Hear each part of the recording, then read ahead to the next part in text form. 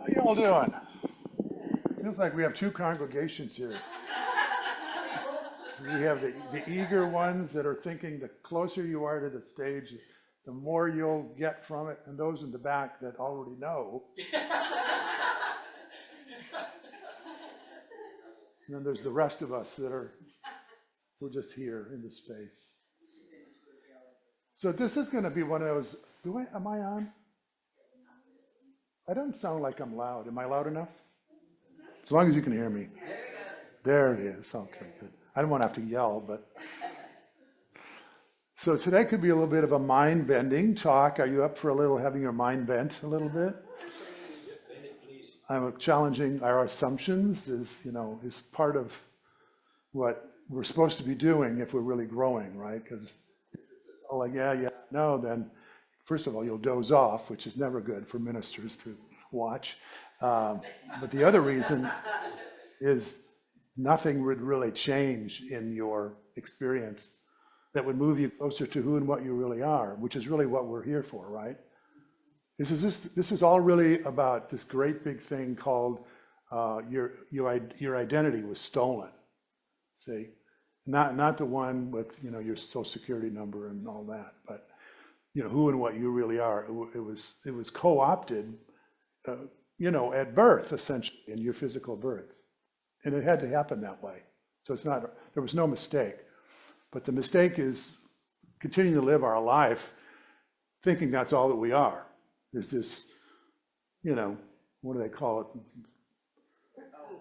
There's all kinds of things we call it, but let's just say your body, mind. But anyway, so I've been thinking about this notion of space and time, and for the purposes of today, time is up. So let's go home.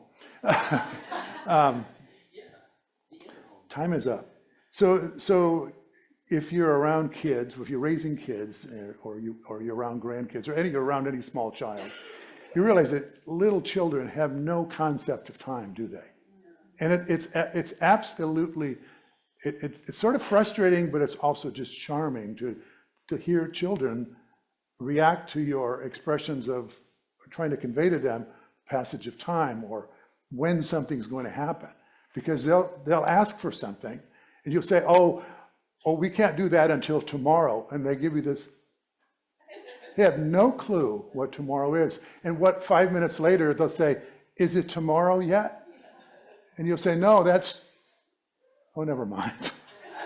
Because time has no concept, which is really a blessing, because children don't live according to some future moment, do they? They're not into this thought like, well, after I get into kindergarten and then I have 5 friends, then I'm going to have a birthday party. No, let's party now. Right now. This is it. Also, as adults, time can be confounding for us. And Denise and I work with some people that are in central United States, and so that's Central Time, right? And then we have some friends that are in Hawaii, and that's Hawaii time, and that's earlier, and then Central Time is later. And so we have appointments like Zoom meetings, and like I'll get an email from the person who's in charge of the ministers of record, of which I am one of many throughout the country, and she'll say, we're meeting at 1 p.m. Central Time. So I put it on my Google Calendar, 1 p.m., and if I don't put Central Time on there, then guess what? I missed my appointment, right? So it's you have to know what time zone you're in, or you'll miss your appointment. So that's my talk for today, right? So what time zone do we need to be in order to have our appointment with God? Right. And we think there's only one now moment, but how often have we, in our mind, decided that we don't like this moment? More than once, yeah? In the last hour, probably even, right?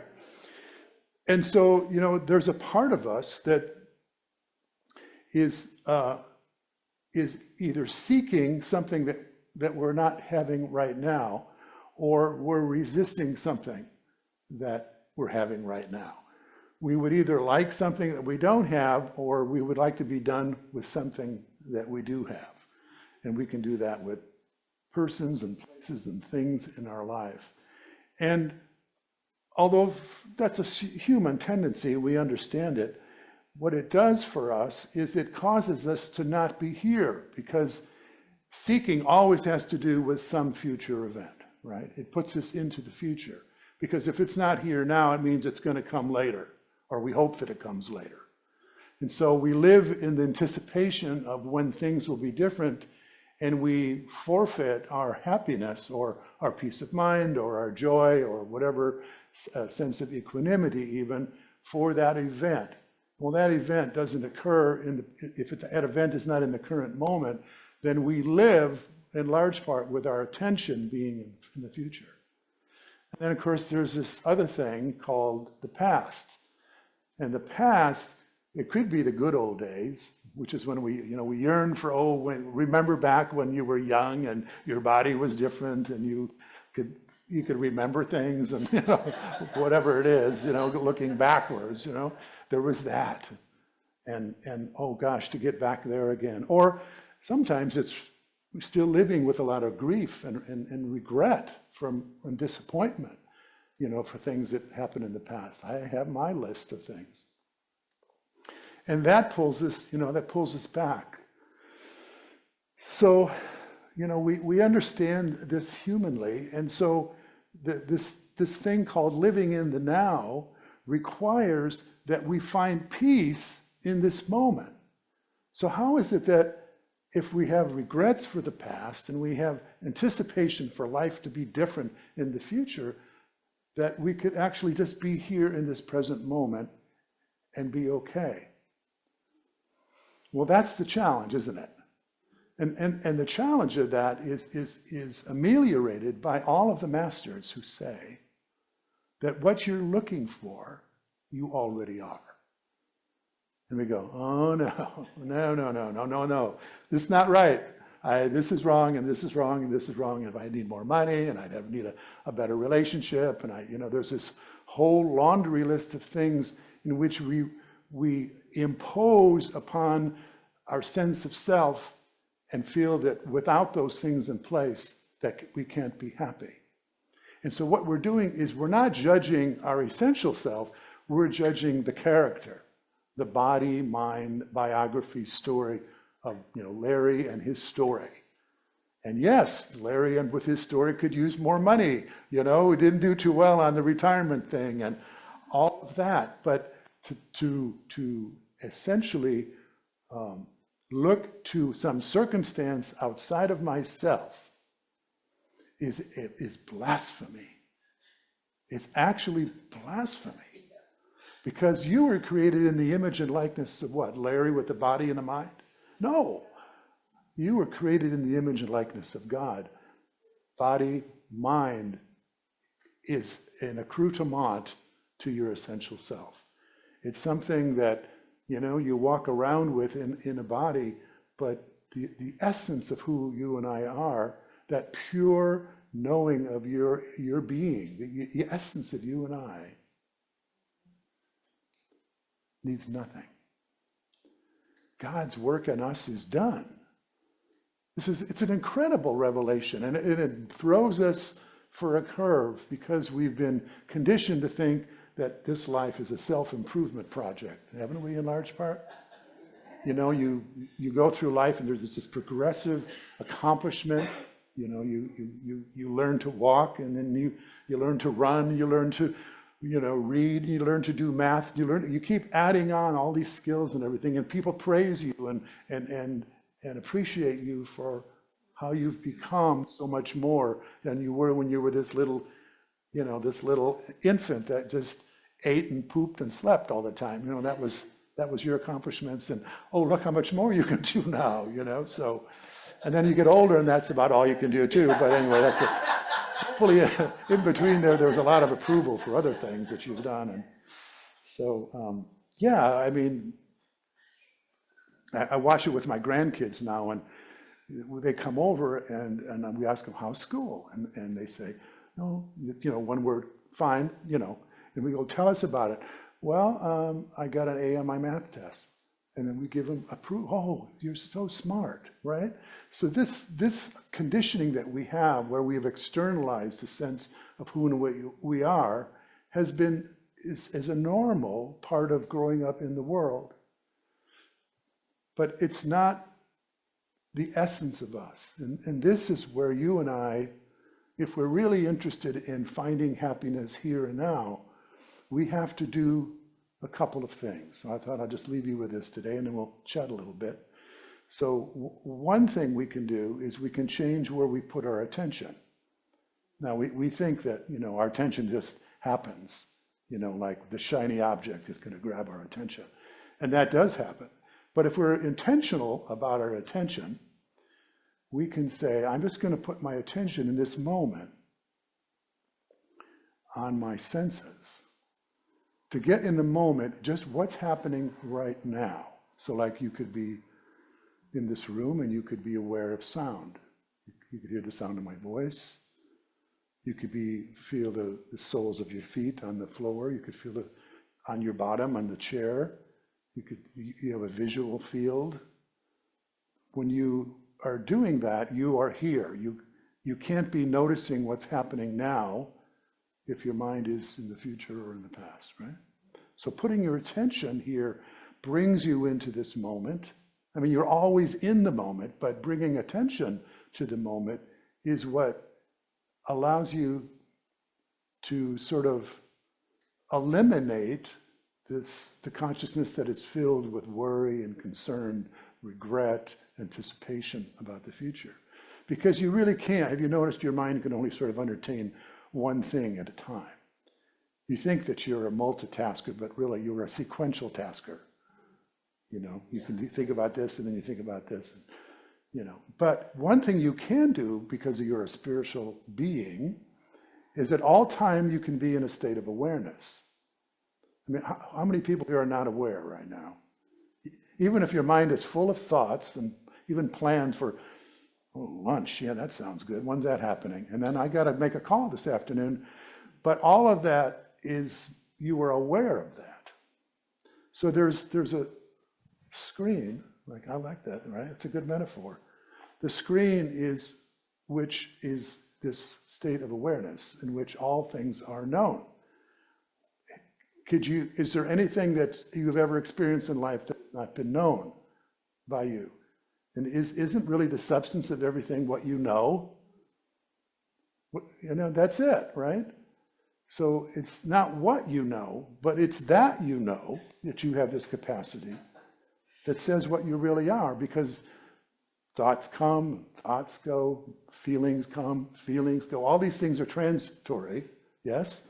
You were 5 years old and you had a life, and then you were 10 and you had a life, and all those events that happened then, you were aware of them.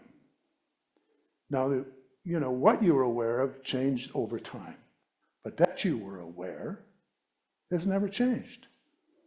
This is your true nature. This is what we're looking for.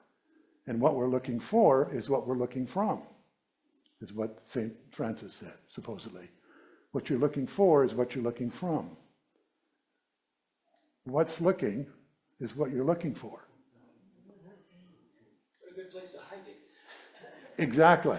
It's almost like that, the metaphor of the chief of police is looking for the arsonist in the city, and it turns out that the chief of police is the arsonist. And this is the ego. The ego will never destroy itself because it thinks it's something apart from itself, right?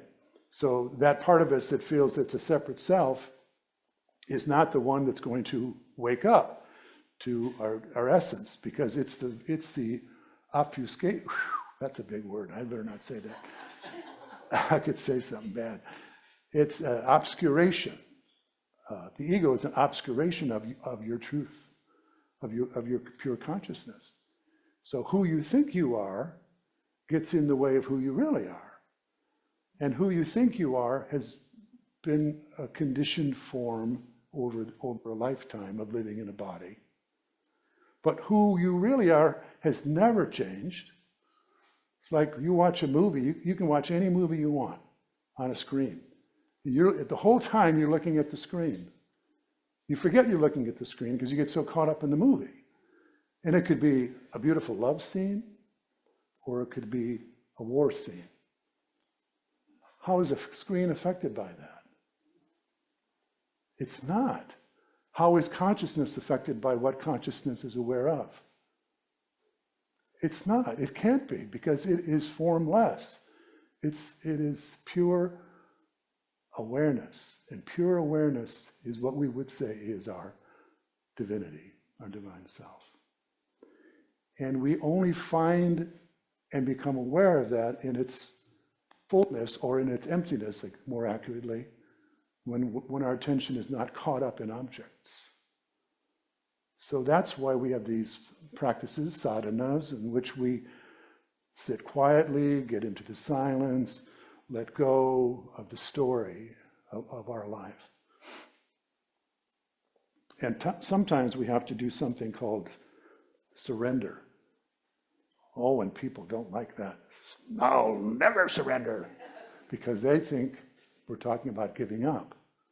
But what we're really talking about is, have you ever noticed how a river just flows, and you could go out there and you could try to stop the river and it's just flowing? Well, isn't that kind of what life is like? Life just does what life does, you know? And when we're resisting life, we're not surrendered. But when we're recognizing, okay, this is what's going on right now. I have this illness, or I have this bankruptcy, or I have this relationship issue. You know, you do what you can, but the isness, recognizing the isness of life, and just saying, okay. And just trusting that there's this essence of who you are will sustain itself, regardless of the changes that come and go.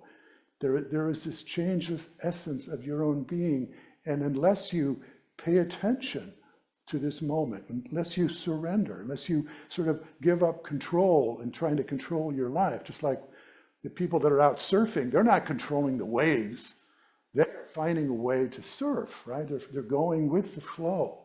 And just like when you're going down a river, you look for the ways to go down the river, and you try to avoid the rocks, and sometimes you do hit the rocks, but then you go merrily on your way, and this is the recognition. And maybe the third thing would be, which is really just inquiry, because inquiry is when we begin to question our beliefs, because so often what we call reality is what we think is so, right? And we think life has to be a certain way to be okay. That's a huge belief that almost everybody has, Can you question that? Is that absolutely so? Have you ever known anyone with cancer that was happy? Have you ever known anyone who went through a divorce that found new life afterwards?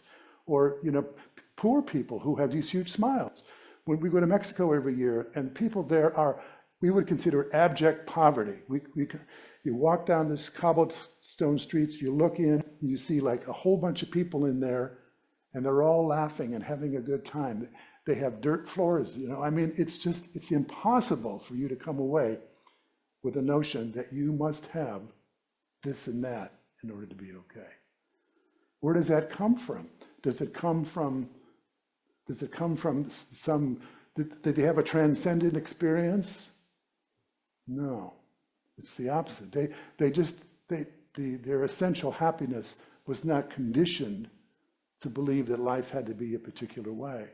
And so they found the essential happiness that's embedded in their spirit, in the essence of them. And so when life does what life does, they retain this essential knowing of their own being. Does this make any sense? Yes. It did in the mirror when I was talking to it early this morning. So, The mirror never lies. The mirror never lies. I used to do it with the dog when we had a dog. And the dog would had to get a new dog. Anyway, so let's When he died. yeah. Yeah, he was a seeing eye dog. Anyway. shut off the camera. It's going downhill. Anyway, let's hear from you guys. Anyone have a thought about how they found their way through life needs to be a certain way for me to be okay, or it doesn't? It's more of a comment. I really like when you said that it was blasphemy for you to think of yourself. Blasphemy, thank you, Bill, to think of yourself as, your mind-body experience, and that you were more than that. And it just reminded me of the old saying that it's blasphemy to say I and put anything negative after it. I mean, we're just, who and what we are is, as you said, the essence of us is incorruptible, really. Yeah. But yet we live in a world that we're taught that, if you're not there on time, there's something wrong with you. Mm-hmm. Yeah. Yeah, what the I am has gotten confused. The I am, started out with the name of God, right? When Moses said, "Who shall I say sent me?" And the answer is, "I am that I am sent you." And and God didn't say, "I was," or "I will be." I am. And what is the time zone of I am? Now. How now? Never not now. Never not now. Yeah, never not now. So, and never not here also. Never not here. Always here. Always here, always now. So you guys you're all converts then. There's no struggle left. I'll accept me. I always have something to say. Good. Sorry. When you were talking about, just being in the moment and who you truly are, I finally realized one day that joy, people will say, "Oh, when I get my joy back, but no, you don't get your joy back. You have it all the time. It's right in you. It's a part of you. It's who you are, along with myriad other things that you can think and do and be, but they're just a part of who you are. And so when I forget about being joyful, I can always just go for a moment inside and go, there's my joy, no matter what's happening. I think that's what maybe we all want to know is how do you find that joy? Yeah. Because, conceptually you could say, oh yeah, I get it. I'm a spiritual being and the potential for happiness is always, but how do I get there from here? It's wherever always here is. right here. Yeah. It's always right here. Yeah. So that's what I thought would be helpful for us to share. What gets you there? What does it for you? Yeah. Randaya. So when you were talking about living in the now, finding peace in this moment, love is now and whatever, for me, there's always been this idea, that I needed to settle into, like she just said, into this place, and then I'm going to go, I am peaceful now. Mm-hmm. And I found for myself that that's not exactly it for me, that it's not that there's the peace, though that it does happen.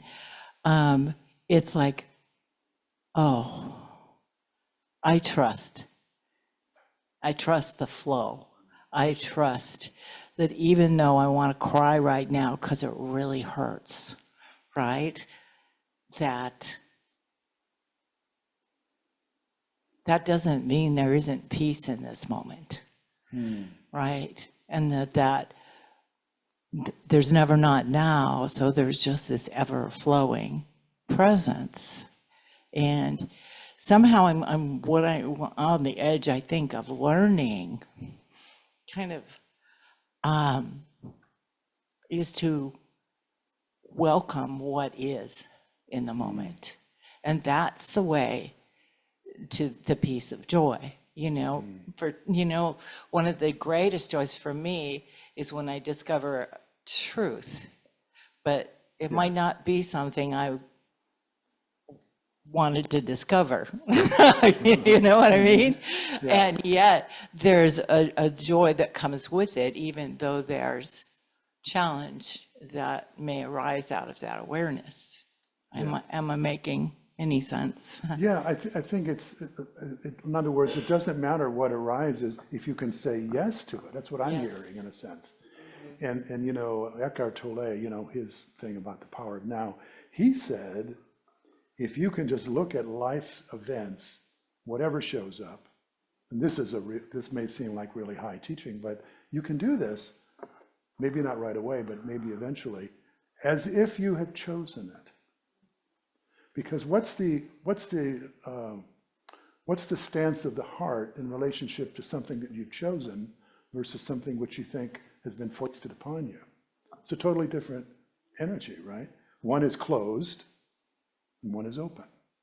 Because if you chose it, you're like, oh yes, I've decided, you know, to marry this person, versus this is the person you will marry, right? Well, even in that situation, the person who decides that the decision has been made for them, they can then decide, I'm going to react to this. I'm going to be with this. I know some people know. The feminists in here are like, no, I'll never do that.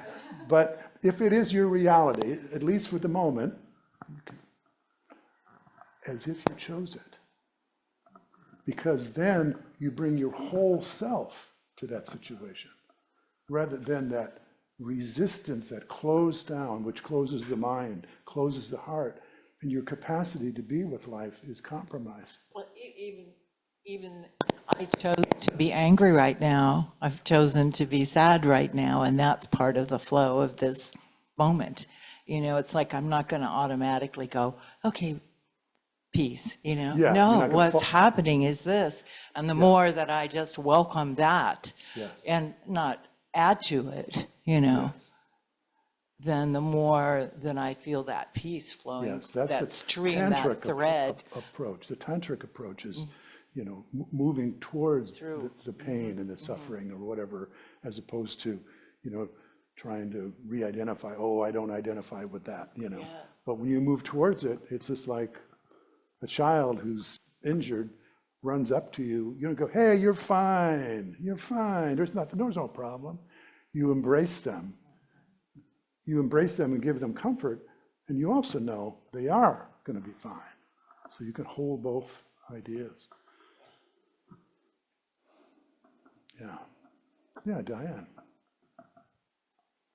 Oh, the mic. You want to be our mic runner? Thank you. Thank you. I just found it interesting this morning that you brought up about different time zones in the past.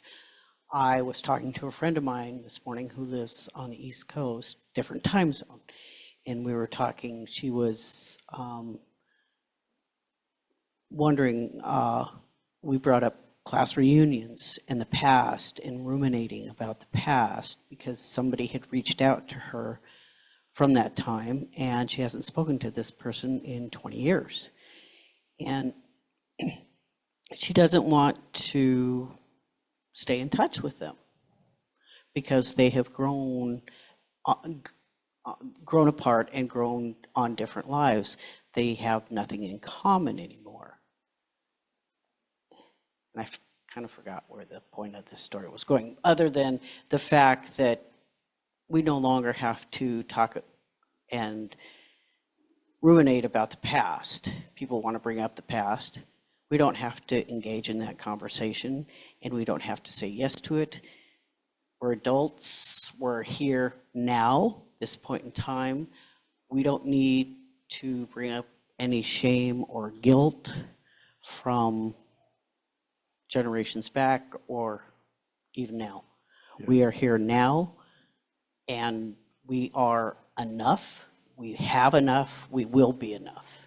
Yes, beautiful. Yeah, you know, Thank you. don't have to, what I say, you know, if you learn from the past, you don't have to repeat it either. So if you can learn from it. But A Course in Miracles has this line, I think it's A Course in Miracles, I could be wrong, but that their definition of forgiveness is giving up all hope of a better past. You know, think about it. I mean, those regrets and everything, they're just a cause of our suffering, because I wish I hadn't done that, and I wish they hadn't done that, and but that really that takes you out of the present moment, where the resources are, where the happiness is, where the joy is, where the creativity is, where the love is, that we think somehow that took from us. But it can't take from this essence, because this essence is untouched by the past. As this air in the room is affected by the people that are in the room and what the people are doing in the room. Wouldn't matter if there was fighting going on in this room, or whatever was happening in this room. This space, that's you, that's me. We're the space. We're the empty space, but it's a conscious space. It's an aware space. We know what's happening, but that which knows what's happening is not diminished, stained in any way at all. That's the good news that Jesus and the master teachers came to teach us, is do not judge by appearances, but by righteous judgment, which is know who you are. Sorry, Eva. That's okay. For me, it's practicing the presence. Yes. If I can be in the moment of practicing the peace, the love, and the joy that is who I truly am, then that is truly being in the moment. And sometimes it's not very easy, because the world wants to show me different things. Yeah. That Lots of shiny objects. lots of shiny objects. A lot of rusty objects. Yeah, a lot of rusty objects. But the deep breath that Joshua teaches us, every time you get off center and no longer feel like you are in the presence and part of the presence, it's the deep breath. And sometimes it takes 10, 20, 30 breaths Yeah. to get centered back in. But then I feel a difference in my body when I do that. Right. And that kind of jolts me back into, oh yeah, who are you? Are you the person right now having this rusty experience? Or are you the person or the presence that's watching you having that? And when I can disassociate enough to be in that presence moment, then I feel, okay, I can choose joy instead of this. I can choose love. I can choose to be the divine child that I am. Yeah. So It's like that's reclaiming your identity. reclaiming it, Yeah. yes. Yeah. It's always there. Yeah, That's the conundrum. We think that it will come when things are better. It will And finally be happy. what Glenn was saying, though, about our indigenous friends and how their identity was stolen. And then you went into that piece too, about our identity is stolen. Just having compassion for the fact that, we had the courage to step into this kind of an experience, Yeah. and being able to to love ourselves for doing that, because that is also an experience of God. And God's a genius, right? So practicing the presence for me is the challenge. Yeah, that's it. Practicing the presence. Yeah. Whatever you're doing. Anyone else? Okay. Well, let's just take a moment to go inside and know this, and just begin by let's take 3 conscious breaths and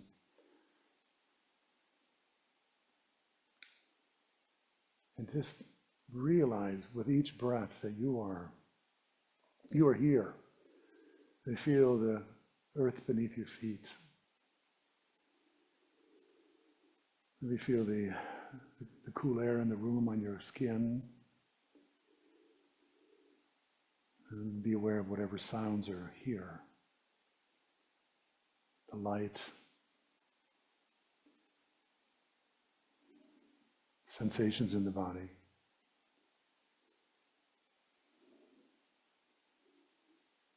Just a few moments of just keeping your attention on these sense gates, having them open to what's now, what's here.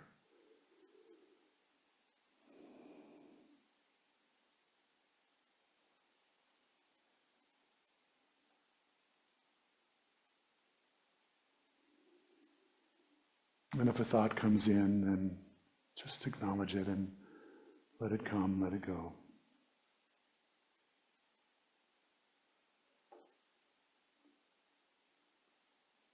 There may be an emotion that's brewing in the background or wants your attention. Just notice it.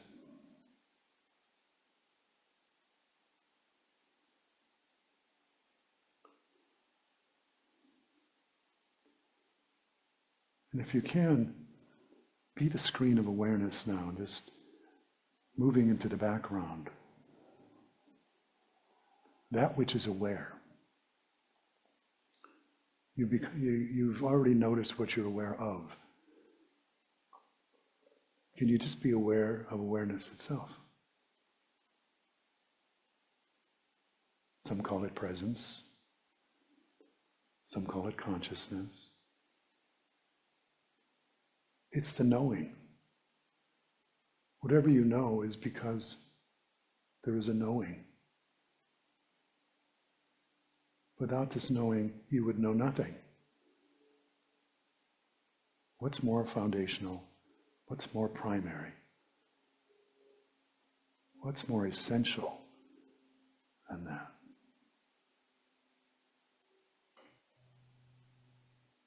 Everything that has come and gone. The body has changed, the mind has changed, the story has changed, relationships have come and gone. Material success has come and gone. It's gone this way and that way. The vagaries and the vicissitudes of life arise and fall. The one that knows remains.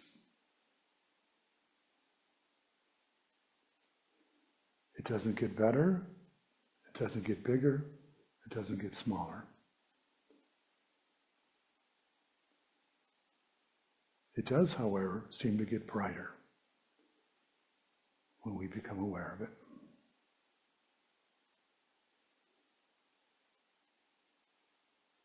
This is the light of consciousness by which all things are known.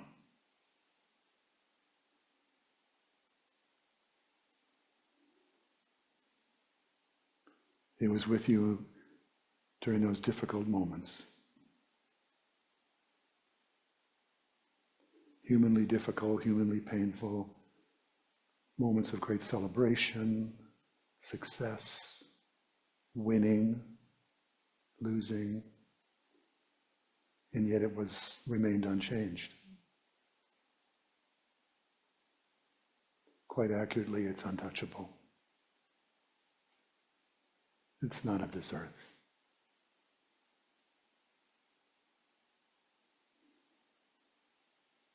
This is heaven.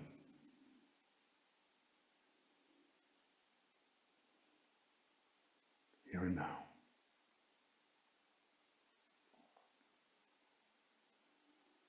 You don't have to die to go to heaven, but it does help. If the self that we think we are dies off a bit.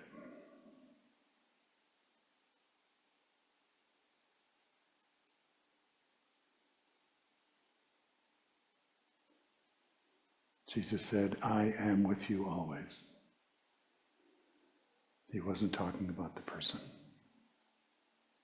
but the I am.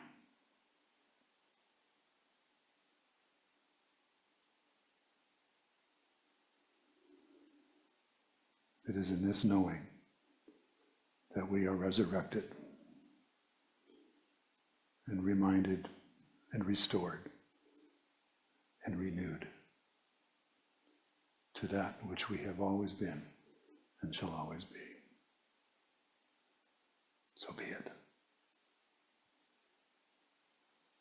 Amen.